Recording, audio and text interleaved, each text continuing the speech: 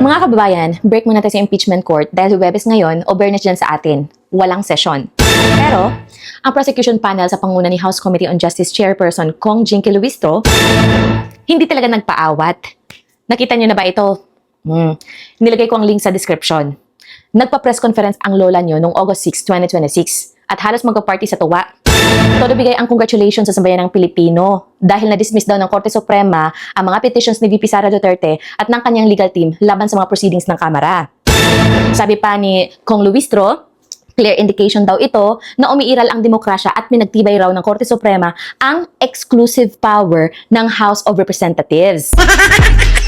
Aba, sandali lang po, Madam Chairperson. Parang nanood kayo ng ibang movie po or sadyang gumagawa kayo ng sarili ninyong fantasy para lang makaiwas sa kahihiyan.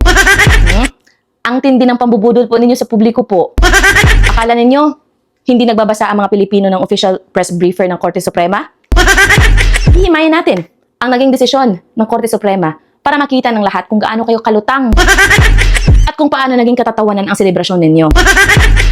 Guys, ano ba ang totoong nakasulat sa resolusyon ng Korte Suprema noong August 5, 2026? Let's check the legal facts.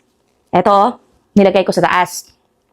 Ibinasura ng Korte Suprema ang petisyon ni VP Sara at ni Atty. Israelito Torion sa iisang dahilan lamang, moot and academic. Ibig sabihin, wala nang saysay resolbahin ang usapin dahil tapos na ang trabaho ng Kamara at naipadala na ang articles of impeachment sa Senado. So, malinaw na ipinaliwanag ng Korte Suprema mga kababayan na sa sandaling maipadala ang articles of impeachment, nagtatapos na ang papel ng mababang kapulungan.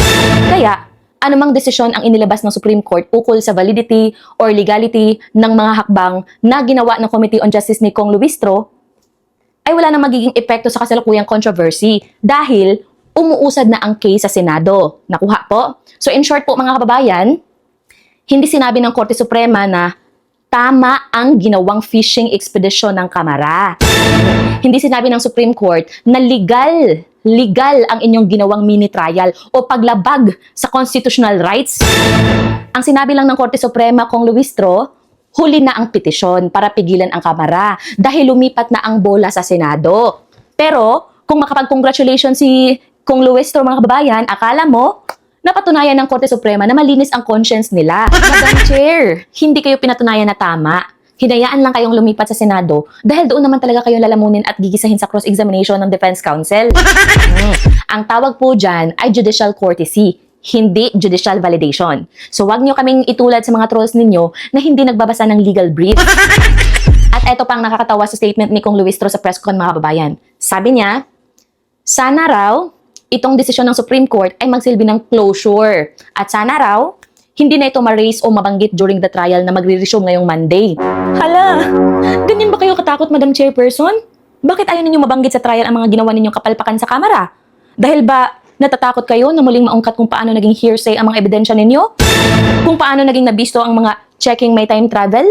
At kung paano napagsabihan ang inyong testigo dahil walang security clearance? Gusto ninyo ng closure sa labas ng korte? Dahil alam ninyong kapag ang depensa sa pumuno ni Atty. Michael Powa at Atty. Sheila Sison ang humawak ng microphone, bulagta ang inyong mga imbentong paratang. Pinalalabas ninyo na matagumpay ang mandato ng House. Pero, ang katapusan ng inyong tungkulin sa Kamara ay ang simula ng inyong bangungot sa Senado. Malaya at masero nilang ipagpapatuloy ang trabaho bilang prosecutors mga kababayan.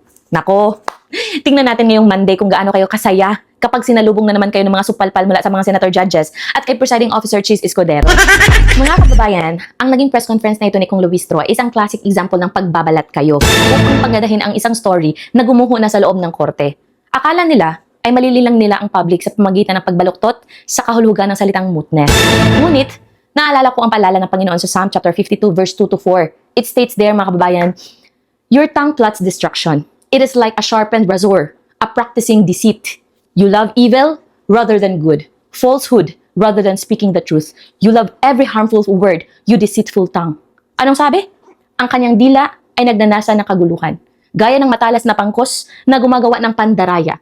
Iyong iniibig ang kasamaan ng higit kaysa mabuti at ang pagsisinungaling na higit kaysa magsalita ng katwiran.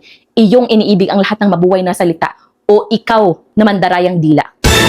Meaning mga kababayan, iniibig ng prosecution ng mga harmful at imbentong salita upang takpan ang katotohanan na dumaan sa legal na proseso ng GAA at ng Kongreso ang pondo ng OVP at DepEd. Ngunit, hindi natutulog ang hustisya ng Diyos mga kababayan. Ayon sa Psalm, chapter 64 verse 8, it says there mga kababayan, they will be brought to ruin and their own tongues will turn against them. All who see them will shake their heads in scorn. Ano sa Tagalog yan? Sa gayoy sila'y patitisurin na ang kanilang sariling dila ay laban sa kanila. Ang lahat ng makikita sa kanila ay iiling ng ulo. At yan ang nasasaksihan natin ngayon mga kababayan. Ang kanilang sariling dila at ang sarili nilang press conference ang nagpapatisod sa kanila sa harap ng buong bansa. Ang sambayan ng Pilipino mga kababayan ay hindi umiiling dahil sa tagumpay ng prosecution, kundi umiiling tayo sa scorn o panghihinayang dahil sa kawalan ninyo ng technical evidence. Mga kababayan, manatiling mapagmatyag sa pagbabalik ng trial ngayong Monday para sa sunod na mga kaganapan.